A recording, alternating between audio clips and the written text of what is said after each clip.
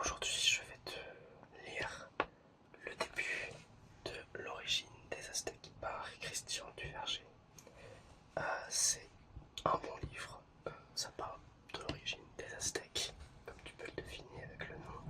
Je ne l'ai pas encore terminé, j'en suis à peu près à la moitié, parce que je lis principalement dans le train pour aller à la fac. Mais du coup, voilà, je progresse petit à petit. Et j'avais envie de faire quelque chose de différent aujourd'hui. Donc je vais te lire le début, pas tout le livre en une seule fois, sinon je pense que je vais mourir de faim et de soif. Il pleuvait tout à l'heure quand j'ai installé mon setup pour filmer. Il a arrêté de pleuvoir, peut-être qu'il va se remettre à pleuvoir, c'est dommage s'il ne pleut pas. Donc voilà, je vais commencer la lecture. Si ça t'intéresse, dis-le moi en commentaire que je sache si tu veux que je continue à lire le reste du livre, ou si tu veux que je lise un autre livre, ou si tu n'aimes pas ça et que je devrais arrêter ce genre de contenu et faire juste des roleplays. Dites-moi, allez-y, je suis ouvert à tous les feedbacks. Fun fact, il était dans mon sac l'autre jour et il a plu énormément. Et du coup, il y a vraiment des traces sur tout le livre parce qu'il a pris la pluie en fait. Très mauvaise journée ce jour-là pour lui. Ouais, ça s'est mal passé. Mais au moins il ondulait. Maintenant il a arrêté d'onduler donc ça va. Donc je commence la lecture de l'origine des Aztèques.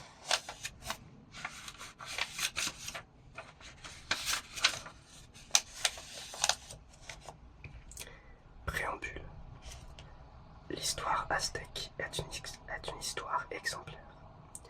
Sous nos yeux, voici qu'une horde de nomades chasseurs et prédateurs, taraudés par la faim et vêtus de peaux de bête, accède au plus haut registre de la culture, émergeant brutalement des horizons paléolithiques pour devenir les maîtres raffinés d'un empire puissant et dynamique, baignant deux océans. Pour l'historien, comme pour l'anthropologue, il y a là un sujet d'étonnement. À voir ces hommes parcourir, en quelques siècles, l'obscur chemin de l'humanité à l'aube de la civilisation. Les textes sont pourtant affirmatifs. Mexico, la superbe capitale qui fit délirer les premiers conquistadores, au point qu'ils la crurent toute bâtie d'argent. Mexico, au moment de la conquête, n'avait pas 200 ans.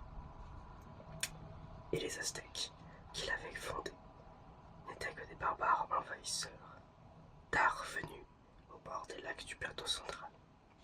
Auparavant, les Aztèques avaient mené la vie humble et rude des Chichimeques, traquant un gibier capricieux dans les steppes arides du nord du Mexique.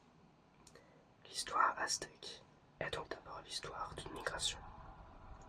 La tribu est en marche depuis le temps reculé, et le souvenir d'Aztlan, ou Aztlan, je ne sais pas comment on prononce, se nimbe dans l'opacité propre à toute origine. Les Aztèques s'éveillent nomades, et toute leur prime histoire est faite de cette erratique procession au cœur des inhospitalières terres septentrionales. Parfois j'ai du mal à parler parce que je suis un loser, mais voilà, j'essaie de ne pas buter sur les mots, mais je bute beaucoup sur les mots. Cette période de nomadisme, la partie la plus longue de leur histoire, marquera à tout jamais l'âme et l'esprit des Mexicains. Mais leur cheminement peu à peu les amène aux confins du plateau central. Et là, très rapidement, au contact de populations agricoles déjà fixées, les Aztèques font l'apprentissage de la sédentarisation. On voit le mouvement migratoire se ralentir, la turbulence dynamique mais chaotique. Des chasseurs-cueilleurs se laissent progressivement d'une attirance terrienne.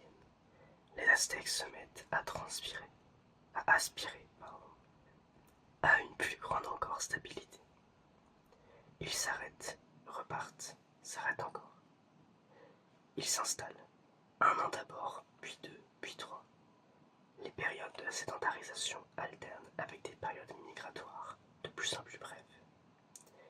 Les Aztèques sont maintenant parvenus dans la vallée de Mexico et cherchent à se fixer. Deux tentatives de longue durée s'avèrent infructueuses.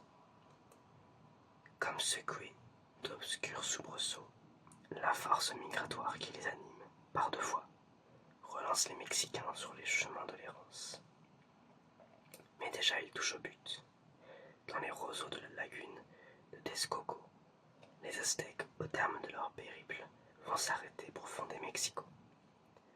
La dynamique ne s'interrompra pas avec la sédentarisation définitive. L'élan qui avait conduit les Aztèques des plaines du nord au pied des volcans va se transmuer en aptitude à l'expansion pour mener en quelques décennies les nouveaux venus au fait de la civilisation. L'histoire aztèque est donc aussi l'histoire d'une acculturation spectaculaire par sa fulgurance, puisqu'elle s'effectue et réussit en l'espace de quelques générations. Quoiqu'il nous soit donné d'observer le passage du nomadisme à la sédentarisation est déjà exceptionnel en soi, mais que ce passage s'effectue dans les formes exacerbées de la destinée aztèque rend l'analyse plus passionnante encore, comme si la trajectoire mexicaine dissimulait un raccourci de l'histoire de l'humanité réduite à l'échelle de l'homme. Curieusement, la période de la migration est la phase la moins connue de l'aventure aztèque. Probablement, les historiens de l'Amérique ancienne se sont-ils en priorité laissés fasciner par les temps de triomphe et de magnificence. Il est cependant indéniable que l'analyse de la pérégrination qui mène les Aztèques jusqu'aux abords de la vallée de Mexico revêt une importance capitale pour la compréhension de la société mexicaine à son apogée. Et les documents nécessaires à une telle enquête existent en grand nombre. On pourrait naturellement tenter d'arpenter le nord du Mexique à la recherche des pistes suivies par les migrations Nahua. Mais l'histoire archéologique de l'ère septentrionale reste encore à écrire. À l'heure actuelle, les jalons sont trop épars pour tenter une synthèse. Les vestiges existent, certes, nombreux, mais il est fort malaisé de distinguer, parmi les sites recensés, ceux qui ont effectivement connu une occupation Nahua. D'autre part, les traces matérielles laissées par un groupe nomade sont souvent fugitives et évanescentes. Quelques huttes de branchage, quelques points de flèches abandonnés ne constituent pas des vestiges facilement repérables 1000 ans plus tard. Enfin, il convient de replacer le territoire chichimeque dans son contexte géographique. L'aire sillonnée par les groupes nomades au nord du plateau central s'étend jusqu'au sud-ouest américain et couvre une étendue de plus d'1 million de kilomètres carrés. Les repères aujourd'hui connus de l'habitat lagunaire de Chametla aux terres cultivées du Tamaulipas, des abris sous roches du Chihuahua aux pyramides de la Quemada, de la grotte de Yecora aux pétroglyphes de Coamiles ne sont que des témoins encore trop parcellaires pour reconstituer avec suffisamment de précision la préhistoire de cet immense territoire. La linguistique pourrait également constituer un fil directeur. On sait que les Aztèques parlent le náhuatl, un idiome du groupe Nahua, qui se rattache à la famille linguistique Uto-Azteca. Cette famille Uto-Aztèque est une vaste nébuleuse qui s'est déployée au fil des âges des montagnes rocheuses, aux jungles basses du Costa Rica, et s'aimant peu à peu vers le sud à partir de la région du Grand Lac Salé, au nord de l'actuel état de l'Utah aux États-Unis. La très grande majorité des populations indiennes qui peuplent aujourd'hui la partie occidentale du Mexique septentrional sont de langue Uto-Azteca, Papagos, les Pimas, les Opata, les Yaqui et les Mayos, qui vivent dans les plaines du Sonora et du Sinaloa, les Tarahumara, les Cora, les Tepehuan, les Huichols, qui habitent la Sierra Madre occidentale, parlent tous des langues apparentées au nahuatl. Sur les territoires des États-Unis vivent également de nombreux groupes uto-aztèques, comme les Hopis, dont certaines croyances rappellent celles des Nahuas du plateau central. À l'intérieur du même groupe Nahua, on note, à côté des tribus de langue proprement nahuatl, comme les Aztèques, l'existence de tribus de langue nahuatl établies dans le nord-ouest du Mexique. Or, ces nahuatl ont probablement appartenu à la famille nahuatl avant d'interrompre la migration commune pour se fixer sur les piémonts pacifiques de la Sierra Madre. Appliquer les principes de la glottochronologie à toutes ces entités linguistiques pourrait certainement apporter un éclairage inédit sur le passé aztèque. L'étude de la dispersion des tribus Uto-Azteca révèle une répartition régulière, centrée sur l'arête montagneuse qui court du nord au sud, des montagnes rocheuses au dernier plissement de la Sierra Madre occidentale.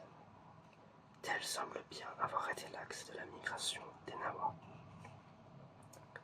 Malheureusement, les travaux linguistiques portant sur le nord du Mexique sont encore trop peu avancés pour permettre d'entreprendre valablement une telle investigation. J'ai donc choisi d'interroger, à travers les documents ethno-historiques qui nous sont parvenus, l'image que les Aztèques eux-mêmes ont voulu donner de leur passé.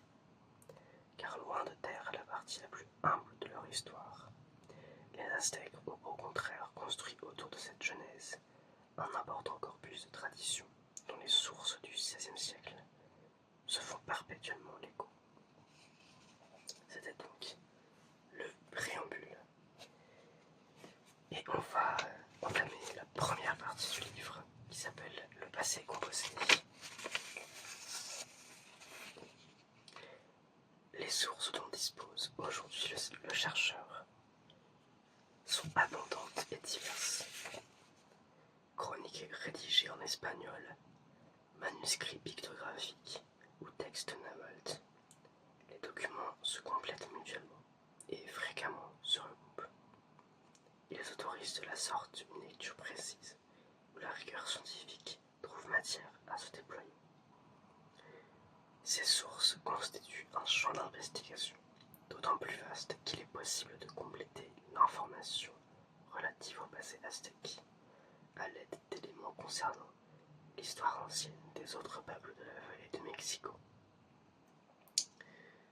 Mais, en raison de leur forme et de leur provenance, ces archives, on le comprend, sont fort hétérogènes.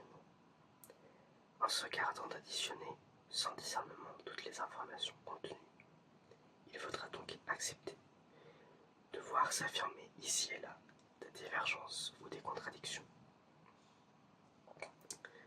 Loin d'obscurcir notre connaissance, ces contradictions peuvent au contraire ouvrir des pistes inédites et guider l'investigateur sur le chemin de la réflexion.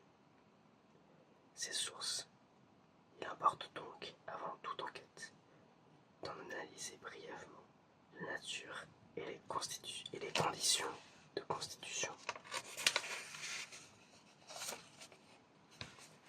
Là, il y a une petite carte du Mexique, mais voilà,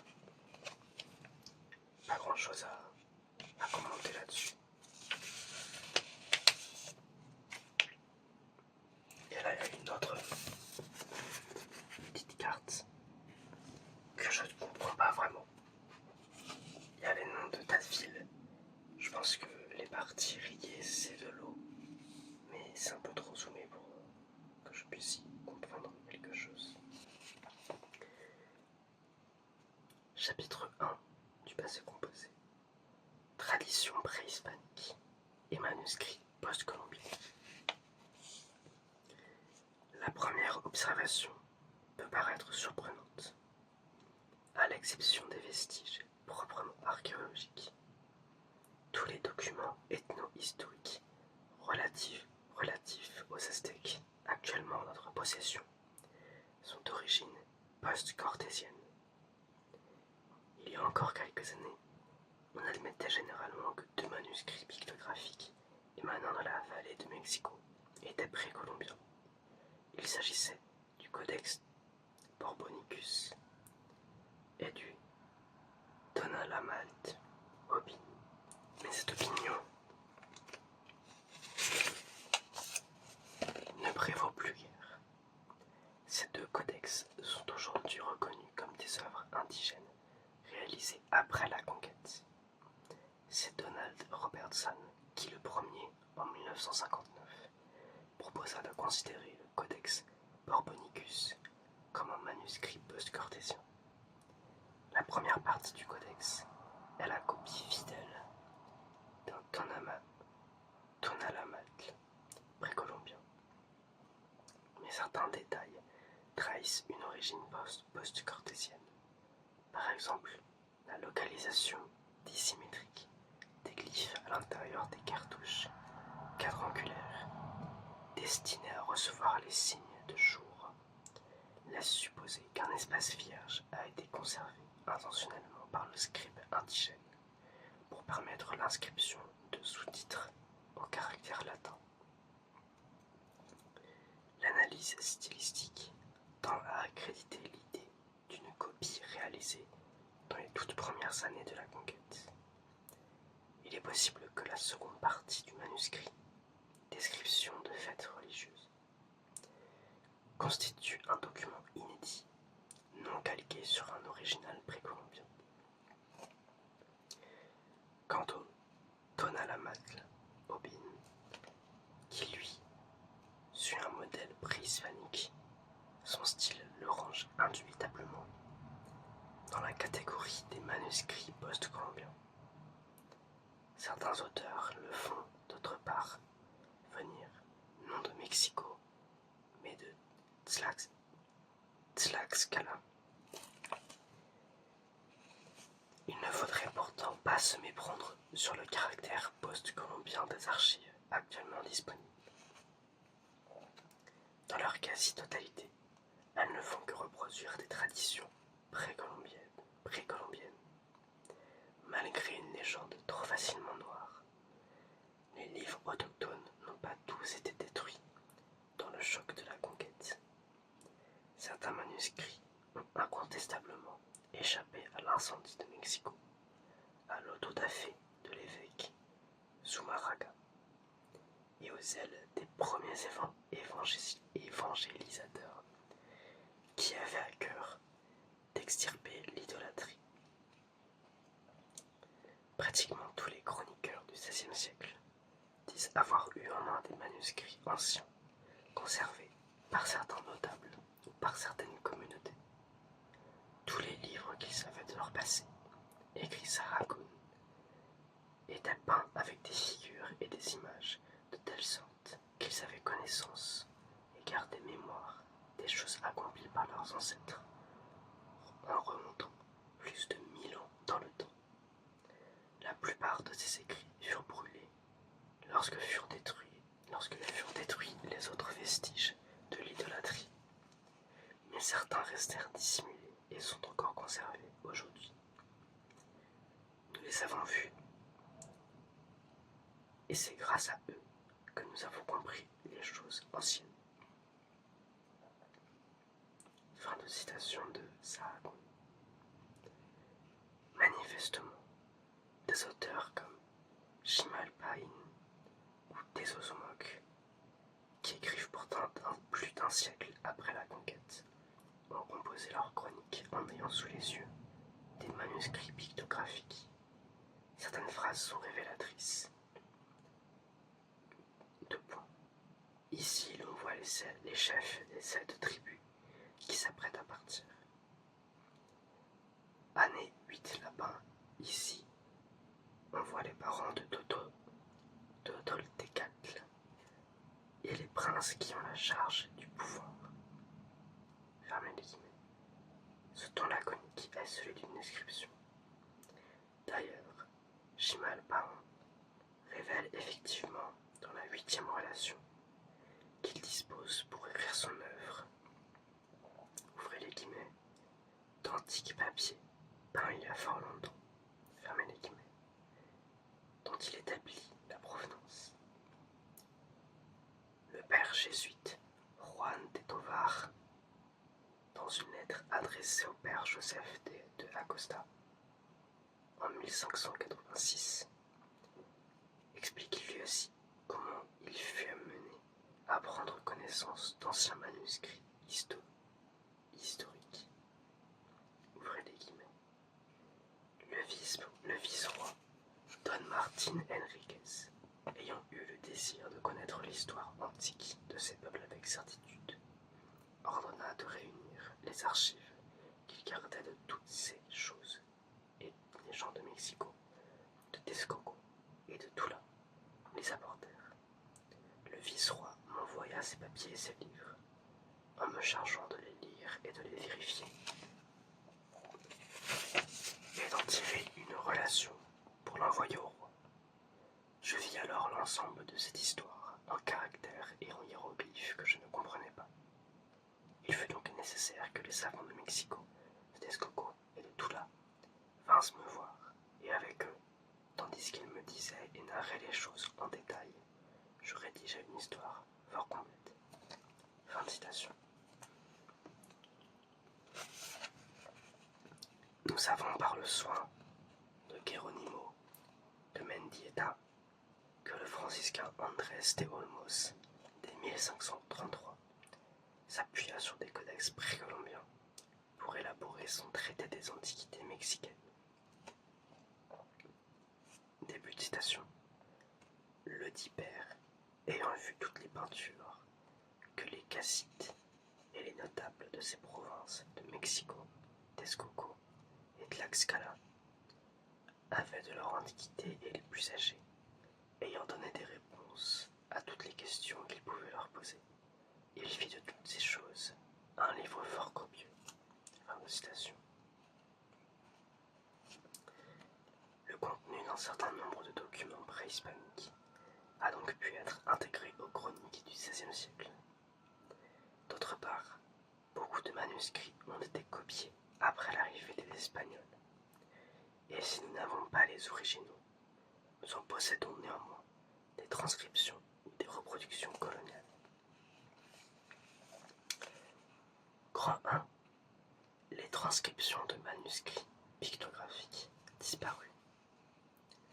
Les Amoxtli des Aztèques ne consignaient pas à proprement parler des textes, mais leurs différents éléments pictographiques servaient de support de lecture et donnaient lieu à une interprétation orale.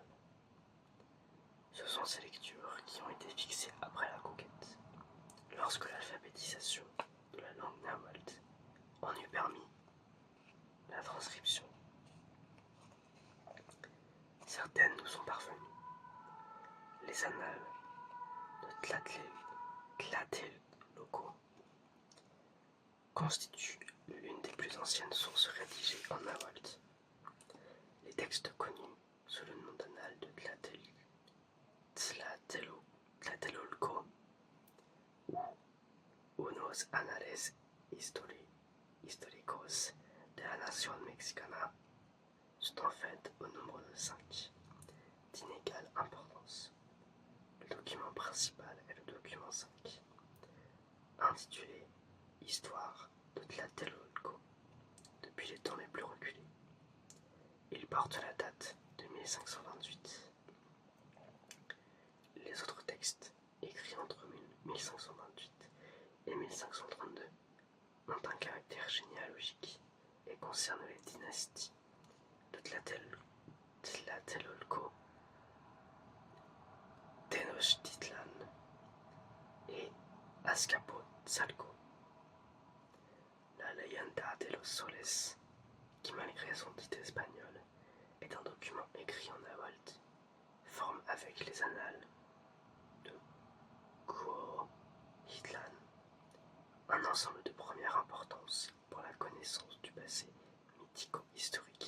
anciens Mexicains.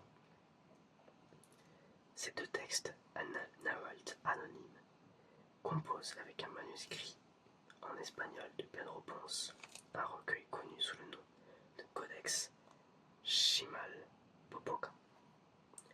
Ce recueil a fait partie de la célèbre collection Boturini. Il figure dans son catalogue au paragraphe 8, numéro 13. Il a appartenu à Fernando de Alva Ixtlilxochitl et est resté aux mains de ses descendants au moins jusqu'en 1684. C'est José Fernando Ramirez qui le retrouva en 1849 au collège des Jésuites de Mexico. Ce dernier en confia la traduction espagnole à l'érudit Faustino Galicia Chimalpopoca. C'est à cette époque que l'abbé Brasseur de Bourbourg baptisa le manuscrit Codex Chimalpopoca en l'honneur de Don Faustino, qui lui enseignait alors le Nahuatl. Les annales de Cuautitlán comptent 68 pages d'une écriture serrée. Le document date de 1570. Le manuscrit de la Leyenda ne comporte que 10 pages. Il a été composé en 1558. C'est Francisco del Paso y Troncoso qui lui a donné le titre de Leyenda de los Soles, en publiant une traduction espagnole à Florence en 1903. Dans d'autres cas, c'est en espagnol qu'ont été rédigées les interprétations de codex précolombiens. L'Historia de los Mexicanos por sus pinturas est l'exemple le plus connu de ces opuscules qui ont conservé la matière de manuscrits pictographiques anciens, encore en circulation au XVIe siècle.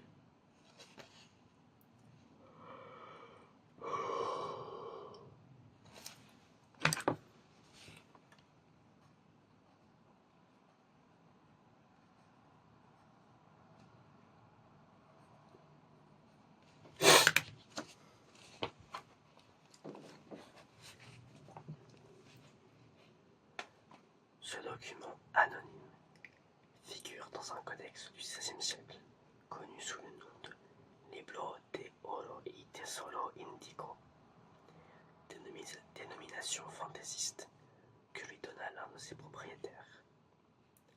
À la fin du XIXe siècle, cet ensemble de manuscrits vint en la possession de Joaquín García y Casbalceta, qui en assura la publication dans différents ouvrages. L'original, aujourd'hui à Austin, au Texas, comporte 12 feuillets. Sur la première page, écrit en caractères du XVIe siècle, on peut lire. Bon, là c'est écrit juste en espagnol, je parle pas espagnol. Et il y a une deuxième citation à la fin du manuscrit qui est toujours en espagnol. Bon. En raison des indications portées en fin de manuscrit, cette œuvre a été attribuée soit à Sahagún, que certains identifient avec le Fray Bernardino de San Francisco, dont il est fait mention, soit à l'archevêque Zumarraga. Chavero a même appelé ce manuscrit Codex Zumarraga. Plus vraisemblablement, il s'agit de la copie corrompue d'une interprétation de codex pictographique réunie et traduit par le frère Andrés de Olmos vers 1533.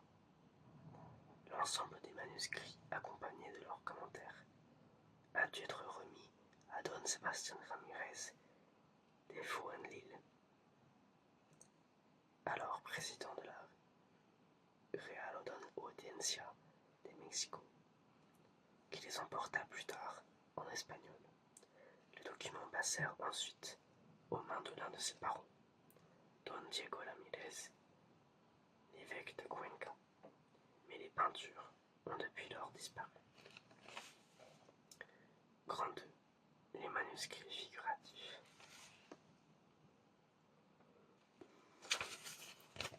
Les manuscrits peints au cours du XVIe siècle, au début du XVIIe, sont également d'appréciables sources d'informations. L'écriture indigène n'a pas été éradiquée par l'introduction de l'alphabet latin, et la tradition de la pictographie est demeurée particulièrement vivante durant le premier siècle de la conquête. Parmi les nombreux genres qui ont alors fleuri, 3 intéressent plus spécialement notre sujet. Un premier groupe de manuscrits figuratifs évoque les migrations des peuples du plateau central. Le Codex Bottolini, la Mappa Siguenza, le Codex Azcatitlan, le Codex Obini se rapportent à la migration mexicaine. Le Codex Xolotl concerne les Chichimeques, fondateurs de Texcoco. L'Historia Tolteca Chichimeca décrit la colonisation des plateaux de Puebla. Tant par son graphisme que par son contenu, le Codex Boturini, également connu sous l'appellation de Tierra de la Peregrinación, puisqu'il représente la migration des Aztèques d'Aztlán à Culhuacán, compte parmi les documents de toute première importance. Le manuscrit a été peint essentiellement à l'encre noire vers 1530-1540. Bien qu'il s'agisse d'une copie coloniale, l'influence hispanique n'est qu'à peine perceptible dans le graphisme. Il se présente comme un dépliant en papier d'amat, plié en accordéon, d'une longueur totale de 5,49 mètres et divisé en 22 planches. Il est malheureusement incomplet. Le récit de la pérégrination est interrompu avant la fondation de Mexico. La Mappa de Siguenza porte le nom de l'un de ses anciens possesseurs, le célèbre collectionneur Carlos de Siguenza y Góngora. Elle fait partie de la collection Boturini. La carte retrace en fait l'itinéraire de la migration aztèque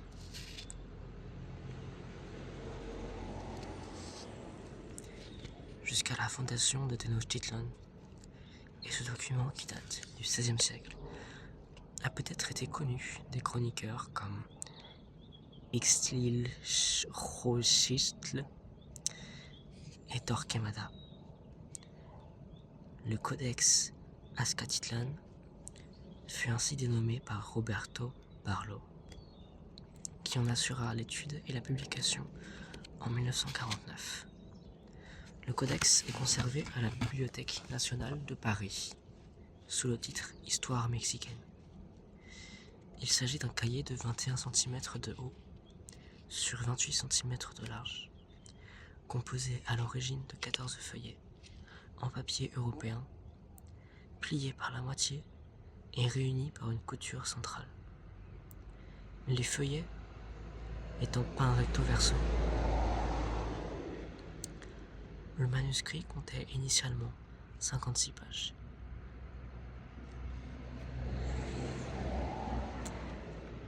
Il n'en possède plus aujourd'hui que 50. Tous les manuscrits n'est pas du même pinceau. Il a eu au moins 2 Tlacuilo. Le style est marqué par un graphisme assez européanisé, en raison notamment de l'introduction de la perspective occidentale. Certaines pages portent des sous-titres ou des annotations en nahuatl. L'analyse stylistique et paléographique permet de dater le manuscrit de la fin du XVIe siècle ou du début du XVIIe siècle. De caractère exclusivement historique, il narre la migration des Aztèques et l'histoire des Mexicas jusqu'aux premières années de la conquête, inclusivement. Manuscrit pictographique assorti de larges commentaires rédigés en nahuatl. Le codex Aubin est également dénommé codex de 1576, car il porte, titre de page, une mention manuscrite terminée par l'indication, puis là c'est marqué un truc en espagnol, écrit à Mexico le 27 septembre 1576. Il s'agit probablement de la date de la composition initiale de la première partie du manuscrit, qui dépeint la migration aztèque. Tel qu'il se présente aujourd'hui, l'original du British Museum date vraisemblablement du XVIIe siècle et n'est qu'une copie de plusieurs documents. Au manuscrit de 1576, proprement dit, ont été ajoutés des annales historiques qui se terminent avec l'année 12 Tecpal, 1606. La dernière partie du codex évoque les souverains qui ont régné à Tenochtitlan, puis les autorités coloniales qui ont exercé le pouvoir au Mexique jusqu'en 1607. Le codex Xolotl, aujourd'hui à la Bibliothèque nationale de Paris, a probablement été connu et utilisé par Ixtlilxochitl peint dans un style élégant. Il comporte 10 planches et narre l'histoire de Texcoco, depuis l'arrivée des Chichimecs de Xolotl dans la vallée de Mexico jusqu'à la prise du pouvoir par Nezahualcóyotl vers 1428. Chronique mi-pictographique, mi-manuscrite. L'Historia Tolteca Chichimeca provient du village de Cuautinchan.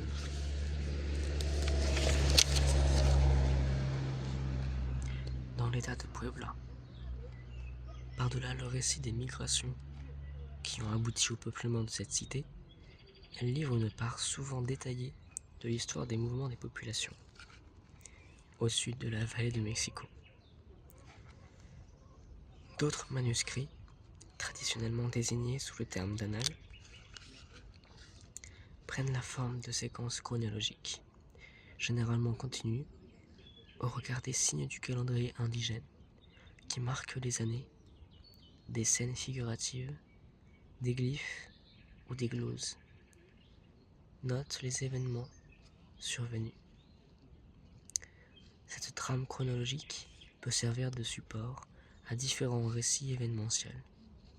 Elle peut se contenter de fixer les dates d'intronisation et de décès des souverains, comme dans les annales de Tula. Plus généralement, les victoires militaires des souverains sont associées à l'évocation dynastique. La première partie du Codex Mendoza en fournit une excellente illustration. Souvent, les chroniques consignent des détails marquants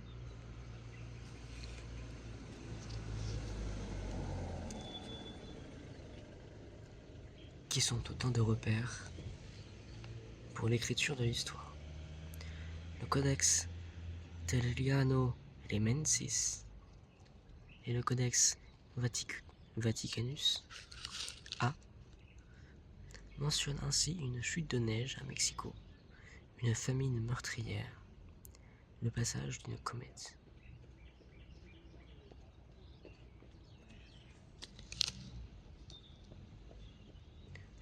L'apparition d'une étrange nuée lumineuse.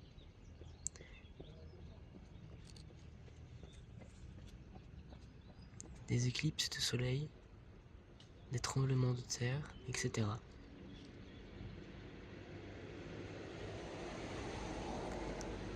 Cette succession linéaire de glyphes d'années sert souvent de jalon au récit de la pérégrination. Le cycle chronologique est présent dans le Codex Boturini, dans le Codex Azcatitlan et dans le Codex Mexicanus. où le scribe indigène lui a donné une importance centrale. Un dernier groupe de manuscrits réunit les documents connus sous les dénominations de mapas et de lienzos, peints non seulement sur des peaux de cervidés ou du papier d'écorce, mais aussi sur des matériaux européens, papier ou tissu, d'où leur nom de lienzo. Ces documents consignent souvent, en les mêlant, des éléments topographiques et généalogiques. Ils rapportent en fait l'histoire de la fondation des cités, notant les limites territoriales et les lignées des chefs de quartier. Parce qu'ils plongent au cœur de l'histoire ancienne, ces manuscrits recèlent malgré leur caractère laconique un précieux appoint d'information. Parmi les documents les plus intéressants, notons la Mappa Tlötzin et la Mappa Kuinatzin, qui proviennent toutes les deux de la région de Texcoco et illustrent certaines scènes de la vie chichimeque. Grand 3. Les chroniques coloniales. À ce corpus déjà considérable de manuscrits pictographiques s'ajoute l'ensemble profus et foisonnant des chroniques rédigées tout au long du XVIe siècle par des Espagnols ou des Métis, parfois même par des indigènes ou des créoles. Si l'ordonnance de l'information obéit le plus souvent à une logique tout occidentale, les données recueillies sont néanmoins dignes de foi. Elles ont presque toujours été obtenues de la bouche même des indigènes et transcrites telles quelles. Les réflexions inspirées par l'idolâtrie ancienne aux auteurs, tous chrétiens ou christianisés, sont de préférence notées à part, sous forme de courts chapitres intercalaires, intitulés Exclamation del autore al cristiano lector, ou encore Confutación ou Apologia en defensión de la verdad. Je parle très mal espagnol. L'œuvre des religieux, nouveau titre. Les chroniques dues aux religieux espagnols et principalement aux franciscains ont systématiquement été précédées d'enquêtes que l'on peut à bon droit qualifier d'ethnologiques. Regardons travailler Bernardino de Sahagún. Ouvrez les guillemets. Chargé par la sainte obédience de mon prélat majeur d'écrire en langue mexicaine ce qui serait plus propre à servir d'appui au ministre chargé d'instruire dans la doctrine chrétienne et naturelle de cette nouvelle Espagne, je fis en langue espagnole un mémoire de toutes les matières que je devais traiter. À Tepepulco, où je fus d'abord envoyé, je réunis tous les notables en présence du seigneur du village et leur expliquai mon projet. Je leur demandai de me mettre en rapport avec des personnages habiles et expérimentés avec qui je pus m'entretenir. Ils m'indiquèrent une douzaine de notables, des vieillards, en m'assurant qu'ils donneraient une réponse à toutes mes questions. Il y avait également là 4 hommes que j'avais instruits des lettres latines et la grammaire quelques années auparavant au collège Santa Cruz à Tlatelolco. Avec tous ces notables, j'ai longtemps conversé durant près de 2 ans, en suivant l'ordre de mon mémoire. Et toutes les choses dont nous nous entretenions, il me les disait avec des peintures, car c'est de cette écriture qu'il se servait autrefois, et les grammairiens les expliquaient dans leur langue, écrivant leurs textes sous les peintures. Fermez les guillemets. La démarche est non seulement méticuleuse, mais étonnamment moderne dans son esprit. Les scrupules, tout scientifiques, de Sahagún le poussent d'ailleurs à contrôler ses premiers témoignages auprès d'autres informateurs. Ouvrez les guillemets. Lorsque je fus amené à demeurer à Santiago de Tlatelolco, j'emportai avec moi toutes mes écritures. Enfermé dans le collège, avec 10 ou 8 notables du lieu, experts entre tous, et 4 ou 5 grammairiens, j'amendais, corrigeais et complétais tout ce qui avait été écrit à Tepepulco pour en faire une nouvelle copie. Fermez les guillemets. Plus tard, muté à Mexico, le dévoué franciscain passera plus de 3 ans à réviser le texte nahuatl et à composer une grammaire de la langue mexicaine assortie d'un vocabulaire malheureusement disparu aujourd'hui en raison d'un changement d'attitude du supérieur, de son ordre à l'égard des superstitions indigènes. Sahagún se verra un temps privé de ses manuscrits. Il pourra cependant les traduire en espagnol dans les dernières années de sa vie. Il n'est pas dans mon propos d'analyser l'histoire de l'œuvre de Sahagún, mais il importe ici de souligner la méthode employée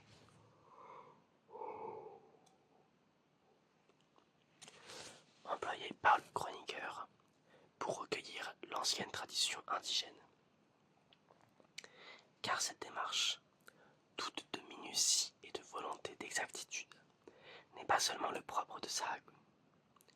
Avant lui, les grands chroniqueurs franciscains Andrés de Olmos et Toribio de Benavente Motolinha ont procédé de la même façon pour rédiger leurs écrits.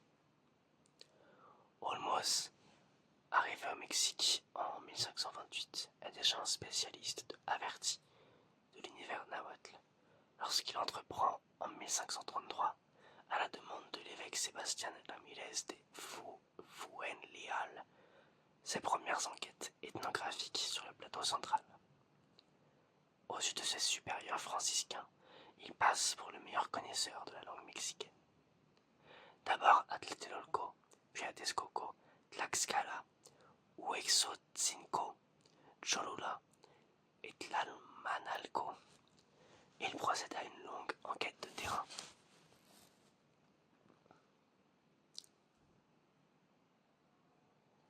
S'appuyant sur un questionnaire précis, conversant avec des informateurs en langue vernaculaire et déchiffrant les codex qui lui sont présentés. C'est en 1539, soit 10 ans plus tard, qu'il achèvera son traité des antiquités mexicaines. À cette date, Motolinha est gardien du couvent franciscain de Tlaxcala et amasse en parcourant la région les matériaux qui composeront plus tard son opus magnum, dont nous ne connaissons que les brouillons, les memoriales, et un important fragment, l'Historia de los Indios de la Nueva España.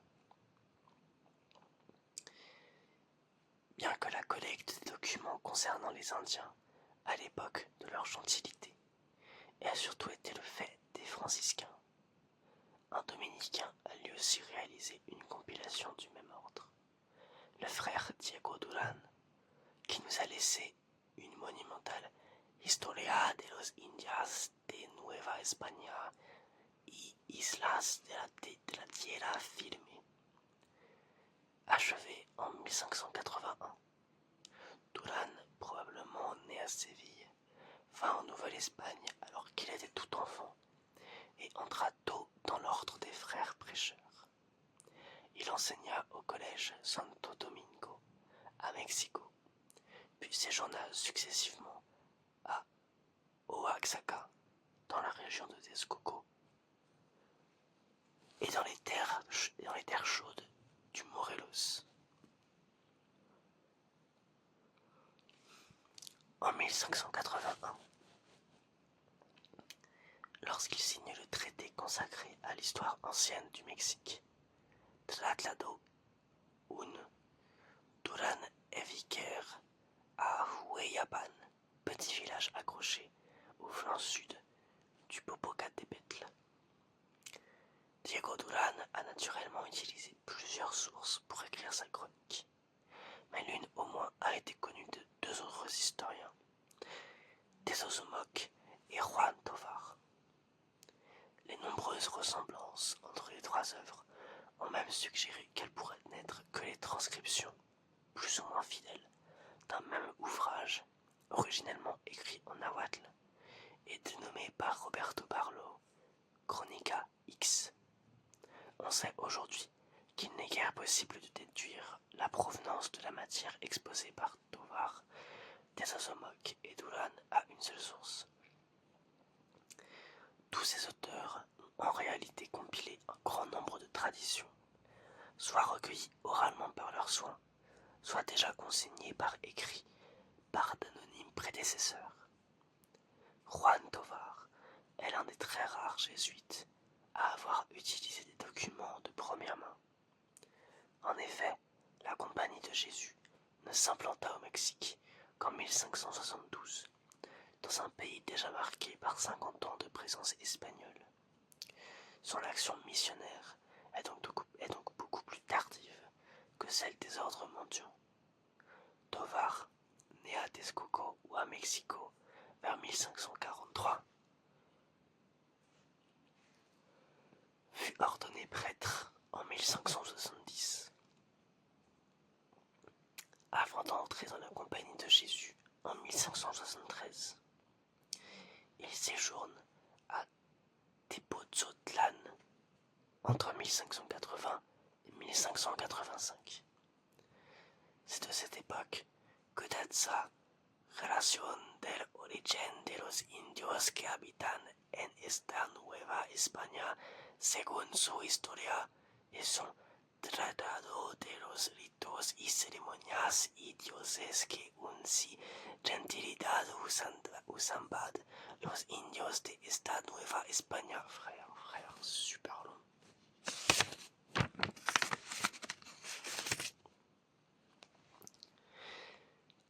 Cette œuvre est à rapprocher d'un autre document, le Codex Ramirez, chargé d'inspecter la bibliothèque du couvent San Francisco, mis à sac par les libéraux au cours des émeutes du 16 septembre 1856.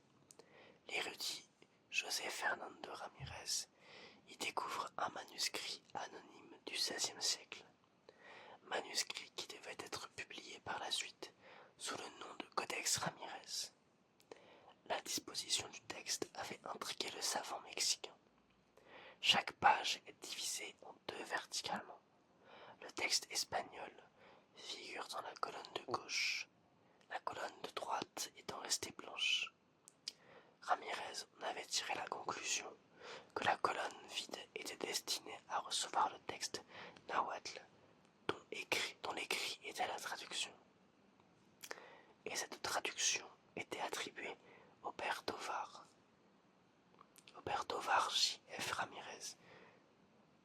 Non, au père Tovar, point. J.F. Ramirez donnait ainsi naissance à l'hypothèse de la Chronica X, aujourd'hui abandonnée. En revanche, que le Codex Ramirez et le manuscrit Tovar soient deux leçons d'une même œuvre ne fait aujourd'hui aucun doute. Il semble toutefois difficile de déterminer l'original et la copie. On peut tout aussi bien considérer le Codex Ramirez comme une version légèrement augmentée du manuscrit Tovar, voire dans ce dernier une version allégée du premier. L'iconographie qui accompagne le manuscrit très élaboré dans le manuscrit Tovar, malhabile dans le Codex Ramirez, ne permet pas non plus de trancher. Les planches figuratives du Tovar peuvent aussi bien être les illustrations originales que des ampliations particulièrement soignées des planches du Codex Ramirez. Quoi qu'il en soit, il est certain que Tovar a confié son ouvrage à son coreligionnaire, le père José de Acosta, qui lui en avait fait la demande. Acosta, après un séjour au Pérou, avait séjourné au Mexique pour y recueillir des informations en vue de la rédaction de son Histoire naturelle et morale des Indes, qui parut à Séville en 1590. Le travail de Tovar, souvent reproduit mot à mot, a servi de matière au livre 7 de l'ouvrage d'Acosta. Nouvelle partie. L'historiographie indigène. À côté de l'action ethnographique des missionnaires, XVIe siècle, une forte volonté de préservation des traditions anciennes émanant de la noblesse indigène. Il est frappant de constater que les historiens Théosomoque, Chimalpa I, Pomard ou Ixtlilxochitl, pour ne citer que les plus illustres, sont tous d'ascendance princière.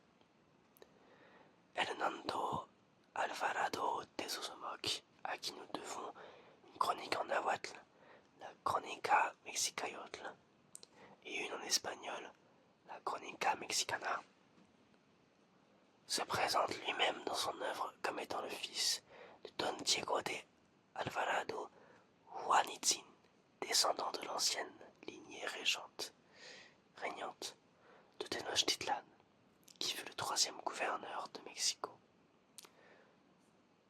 Fernando de Alva Ixtlilxochitl, auteur métis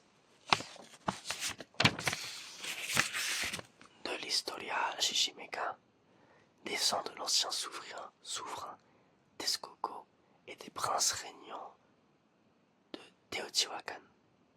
Sa grand-mère maternelle, Doña Francisca Cristina Verdugo, était à la fois l'arrière-petite-fille de Nezualilpili et la petite-fille de Xiu Tototzin, gouverneur de Teotihuacan, qui avant l'arrivée des Espagnols était en possession de Texcoco. Un autre chroniqueur métis est apparenté par sa mère à l'ancien roi de Texcoco, Juan Bautista Pomar, qui se fit l'archiviste de l'histoire de cette prestigieuse cité alliée à Mexico, en écrivant sa Relación de Texcoco en 1582. Chimalpa I, quant à lui, appartient à la noblesse indigène d'Amaquemecan. L'actuelle ville d'Amaquemeca, au pied du volcan Popocatépetl. Ouvrez les parenthèses, ouvrez les guillemets. Cette histoire, écrit-il dans la 8e relation, a été composée par Don Domingo de San Anton Muñoz Chimalpaín Cahutle Huatzinitin, petit-fils de Domingo Hernández Ayopoztlin, noble du lignage régnant naturel de Tzacualtitlan Tenango à Amaquemecan, province de Chalco. Ouais, je vais arrêter avec les noms, ça. Bien sûr, l'histoire indigène n'est pas un monopole de la classe aristocratique. Muñoz Camargo, l'auteur de l'Historia de Tlaxcala, est un métis, fils du conquistador Diego Muñoz et d'une indienne Tlaxcaltec. Malgré son nom espagnol, Cristobal del Castillo est probablement un indigène de modeste extraction. Il se dit en tout cas mexicain, et c'est en nahuatl qu'il écrit son Histoire des Mexicains, composé à la fin du XVIe siècle. Mais il semble que les documents pictographiques auxquels se réfèrent constamment les historiens indigènes aient été conservés de préférence dans les familles nobles. Nous avons à ce sujet le témoignage unanime des religieux qui, toujours, utilisent des mots classiques et principales pour désigner les possesseurs des codex qu'ils ont l'occasion de voir. Les descendants de l'ancienne aristocratie ont donc pu bénéficier d'une documentation privilégiée, déjà constituée